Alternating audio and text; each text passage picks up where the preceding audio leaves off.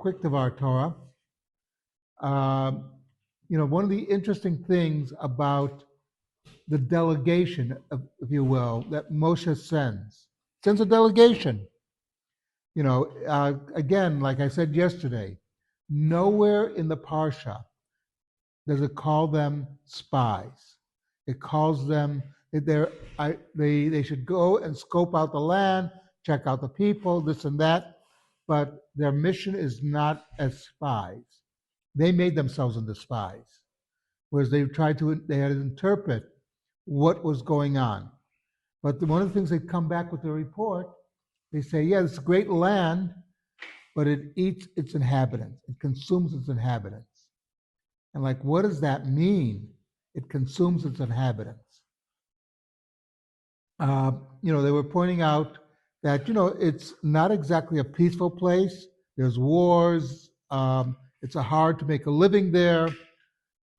What they're really complaining about, we know their names. We know what tribe they're from. They were the leaders of their different tribes, which meant that they realized that once we entered the land, they might not be leaders. They might be just regular. Also realize something. In the wilderness,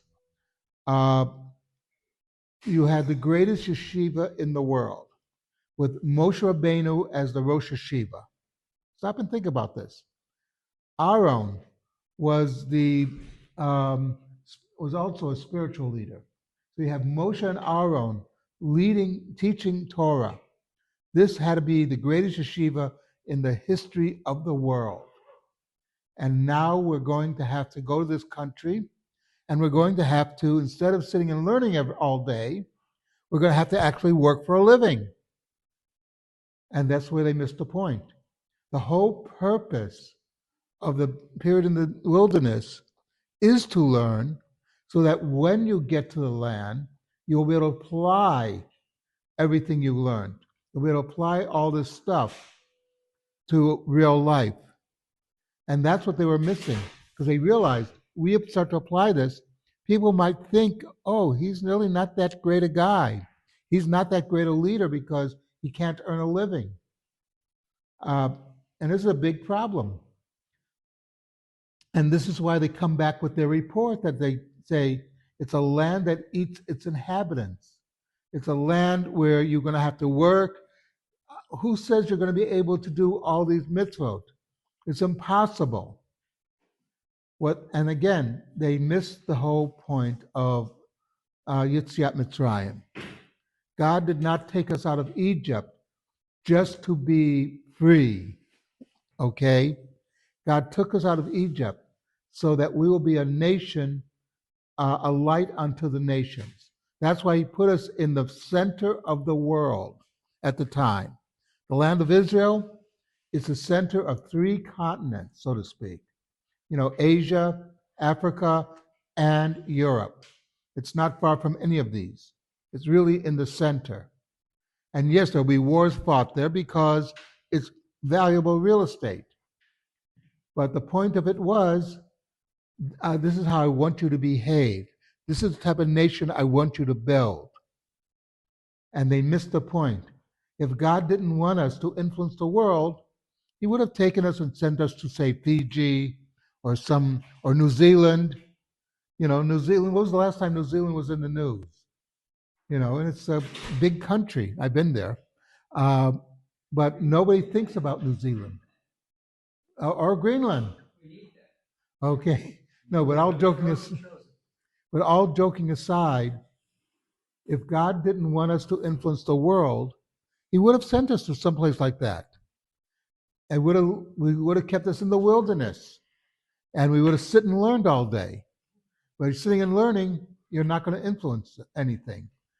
A number of years ago, somebody wrote a letter to Lubavitcher Rebbe. This was in the 80s. He was a yeshiva student, a Lubavitcher, and he wrote, I have to keep learning because otherwise I'll have to go to the Zionist army.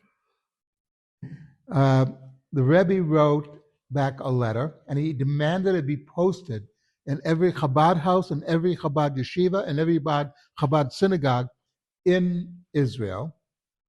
It started off by saying, the last time I checked, it was called the Israel Defense Forces, not the Zionist Army. Okay, this is the beginning. So you know the rest of it is not going to be. But he said, listen, one of the things the Rebbe said was, who do you think your job is to influence other Jews to be better Jews? If you're sitting in yeshiva and learning, you're not influencing a lot of people. If you go into the army, people will, other Jews will see you, and they will be influenced by how you behave within the context of the army, and it'll make them better Jews, and therefore it would make a better country. And so this is something that the Rebbe understood that the spies did not. That if you want to influence the world, you have to be in the world. And you have to show that you can do business in a halachic manner. You can, in a Torah manner. You can live a life, have a married life in a Torah way. Okay, and then other people see that and they'll say, wow, you mean you can do it? And then they will try to copy you. And that's basically the mistake of the delegation sent to investigate the land. Something to think about.